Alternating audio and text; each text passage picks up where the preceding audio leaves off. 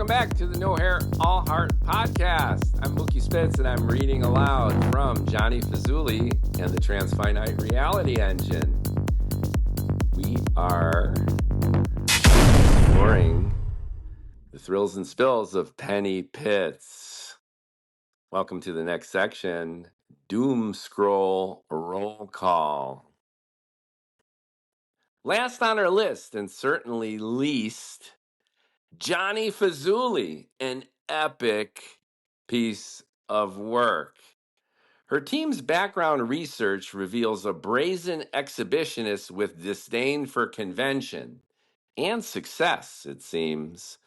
Bottom line aside, Fazoolie has percolated to the bottom thanks to extreme stunts and sloppy YouTube videos.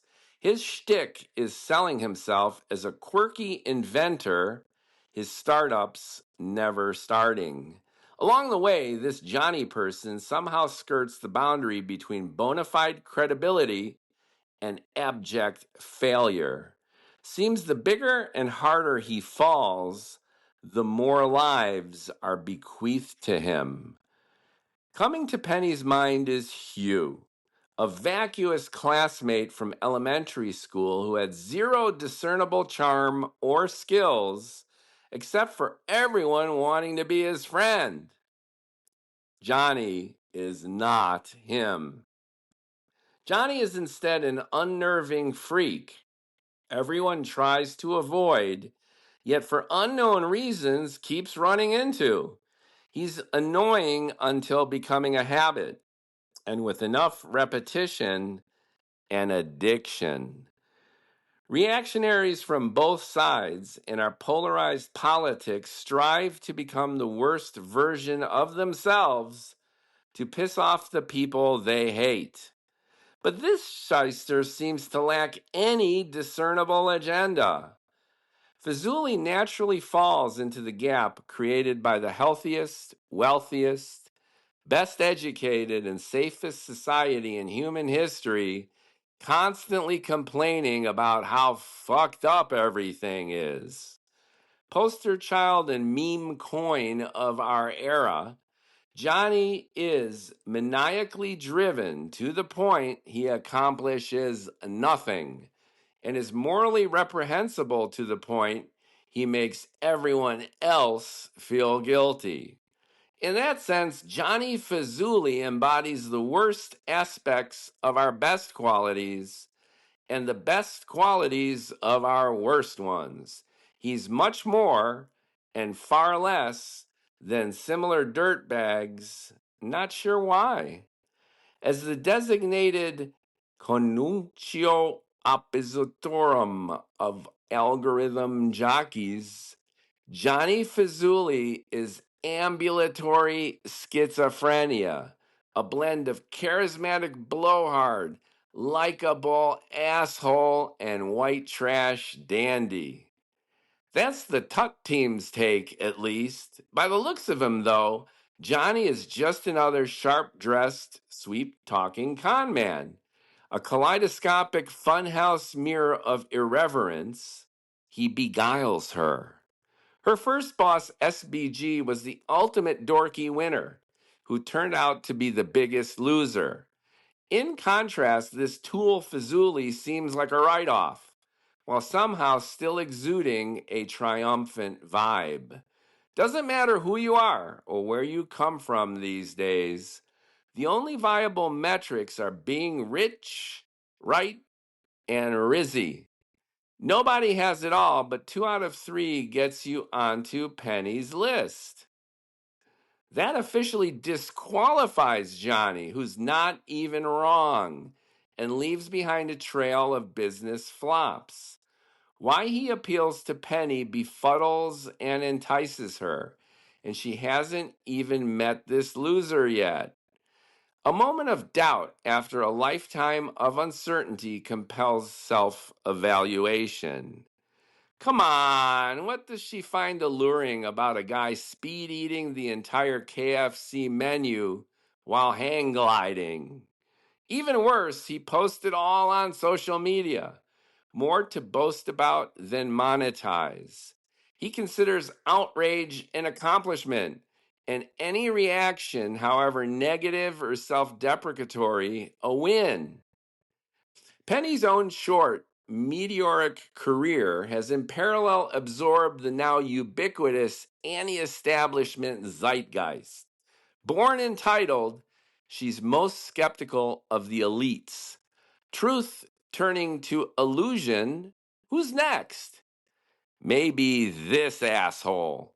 In middle school, her first crush was a socially awkward proto-thespian who walked around claiming Beatles songs as his own composition. Plus ça change, the more things change.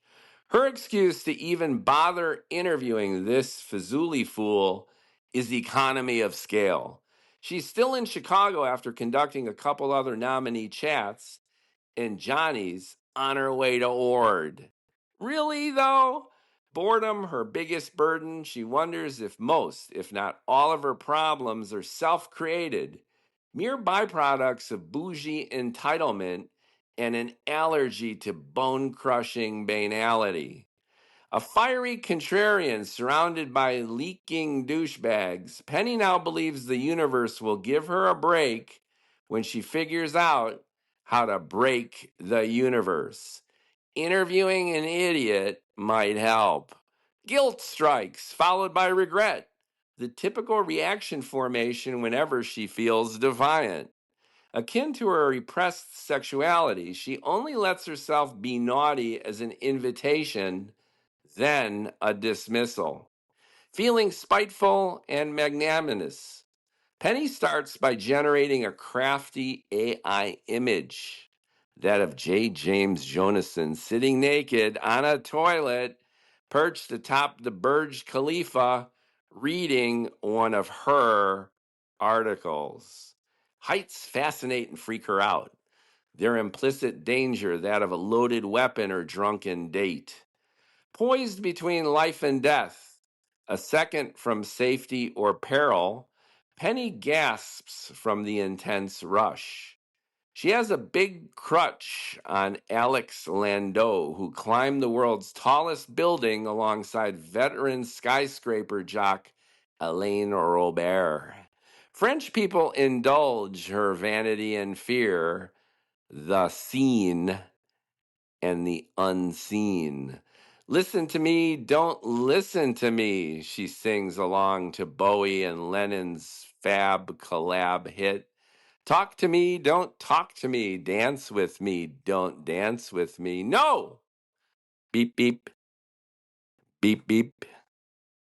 Visiting Chicago years ago, she made out with a guy in an elevator at Water Tower Place.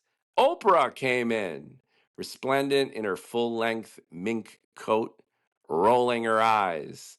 At least Penny felt seen. Since then, she's had a thing with PDA.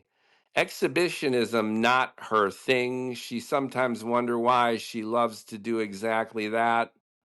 Maybe because exhibitionism is her thing. Know thyself. Johnny's North Michigan Avenue lobby is also posh and expensive, the opposite of Fazoolie's net worth and experience. £1 billion of dead weight above, including this loser. If Abercrombie and Fitch can rebrand, so too will Penny Pitz. From preppy racism to custom sizes and belonging, she feels inclusivity must include freaks like Fazoolie too. Bring it on. Bing! Going up? High rise dive. As Penny enters the elevator of the luxurious Chicago high rise, she hears in her imagination the cheesy movie preview voiceover. Within a world of deceit, only a liar can be honest. Teenage Penny felt that voice sounded hot. Liquid vowels and weighted consonants. Masculine but not boorish. Active without being aggressive. A generic U.S. accent turning her on in the dark. Penny also believed slackers were losers until she got saturated by opulence. Big winners now sus. The population's smallest sliver devouring the largest slice, she now despises everyone. Lingering resentment, compounded by lack of interest, draws her to charismatic jerk-offs exemplified by this Fazoolie guy. And she knows it. Rather than resist the trend, she follows him on X. Hype and hyperbole aside, she appreciates a born bullshitter like Jonnie for wearing weaknesses on his sleeves, hurling gratuitous bombast so over the top his abject failures become transparent. Accelerating upward, the floor presses against her Rothy's eco-friendly heels, an intoxicating virtue signaling akin to eating an entire pint of chubby hubby just to save the rainforests. Blood rushes to her feet. She feels a somatic dissonance that to Einstein suggested space-time is curved, gravity bends light. To Penny, a reminder that she hasn't had a penis in 6 months. Lonely weekend mornings before coffee and Wordle coax her to ruminate about her unpredictable future, thrilling and terrifying her. She hates that independence and money remain at odds. A born feminist and digital native, Penny holds her own from bed to boardrooms, yet expects dates to open doors and pay for dinner. Not needing a man makes her want one even more. Growing up on movies and miniseries, she's acquired a fatalistic conception of risk versus reward. Successful women are tough as nails, not afraid to chip them before $100 manicure. Yet freaky opportunities such as this doozy Fazoolie give her pause. This outlier forces her to question everything, including her visceral attraction to sketchy men who question everything. She's conflicted. Penny's been told her whole life to do the right things. Most comfortable avoiding conflict, she has busied herself ensuring everyone gets along, always has a good time. But this Jonnie character is a lazy bastard and has done all the wrong things. He delights in causing agitation, reveling in shit happening to himself, and by extension, all those around him. What they both share in common, though, is pursuing their respective paths of least resistance. Life has advised Jonnie to calm down and Penny to crazy up. So far, neither one listens. Cheerleader and prom queen, teacher's pet and valedictorian, daddy's girl and pillow princess, Penny admits to getting into big trouble with bad boys, paying steep prices with accrued interest. She might let herself lapse in moments of passion or unexpected vulnerability, but the end of every bad date, her safe word is a resolute no. Discernment is Penny's antidote to the unknown. For better and likely worse, Penny Pitz feels inspired by Jonnie Fazooliei, albeit in an unsettling way. Forever earnest, she has dared the world to transform her. Maybe this bozo is her chance. Achingly close to 30, her heart more impatient than her equity portfolio, she figures that if all else fails, she can betray her core values and with resignation, resort to marrying a rich dirtbag. Too bad Johnny is a fraud and surely on the brink of bankruptcy. Too bad every ounce of her being reviles at the thought of coupling with such a person until marinating with the vision. At least Penny's fantasies shield her from the banality of an inevitable, deterministic, and fatalistic reality. Deep down, despite her daring do, Penny is averse to taking real risks. People talk in probabilities, here uncertainties. Loaded with faux self-confidence, Fazoolie is always sure of himself, especially when he's totally full of shit, a form of his own risk aversion. The biggest regret of venture capitalists isn't losing on most of the deals that bomb, but missing those few fat unicorns. Now's her chance. Odds not in her favor. Penny steps out on a limb. Bing! Inhale, exhale. The elevator door opens to reveal a wide hallway, plush carpeted with tessellating patterns, forcing her to clutch the walls. The narrow top floor accommodates a sole apartment, entrance beckoning. In front of the polished walnut penthouse doors, she finds brown paper bags full of food deliveries, interspersed with similar bags full of garbage. Unable to differentiate, she steps over them all. Standing at attention, Penny removes from her Prada Symbole top-stitch tote bag a hand mirror. After passing glance, she tosses it back in, refusing to give her interviewee more power. An instant later, she hates herself for reaching back into the tote and swapping her Rothy's with a pair of Christian Louboutin leather-pointed red sole pumps. She grabs the mirror again. Okay, she says, a Penny-esque preparatory utterance. She scrutinizes her dirty blonde hair tied in a retro bun, approves the white Milano silk blouse and Burberry check wool plaid mini kilt, then bends a knee, reaches behind to adjust her stilettos. Penny clears her throat and frowns. She's mystified as to why, after interviewing many of the most powerful people on the planet, she's nervous about meeting this low-yield weirdo. Managing the expectations of others has come easily. Managing her own, not so much. Knowing what she doesn't want gets her halfway to knowing what she does.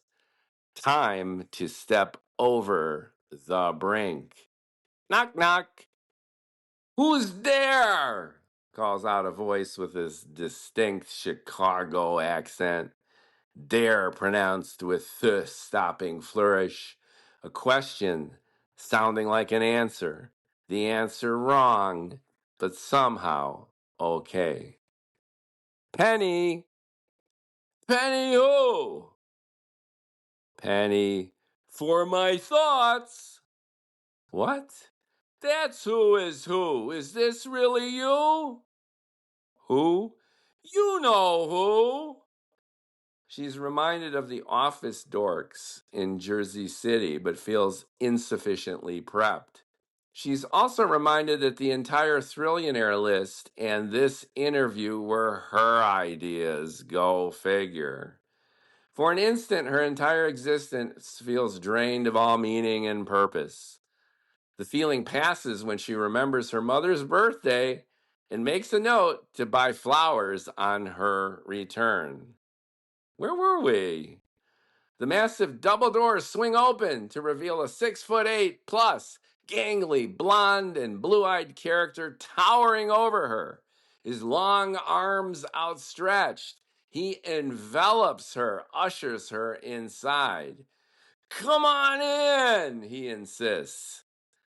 I'm already in, she reminds him, unable to keep herself from rubbing against his small waist and spindly long legs as she self-consciously shuffles by him through the narrow transom.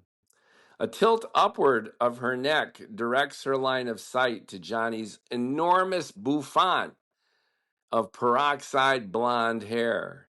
Nick Wooster Teddy Boy in style, Billy Idol and Robert Smith in sheer volume. Who knew? He asks, knowing the answer. I did, she responds, wondering what she's getting into here. Well, yippee dippy dippy fucking do, he sings, undulating his hips and slapping his own ass as Penny sachets ahead, feeling his bulging, bloodshot eyes undressing her. Thanks for listening. I bet you can't wait for the next section.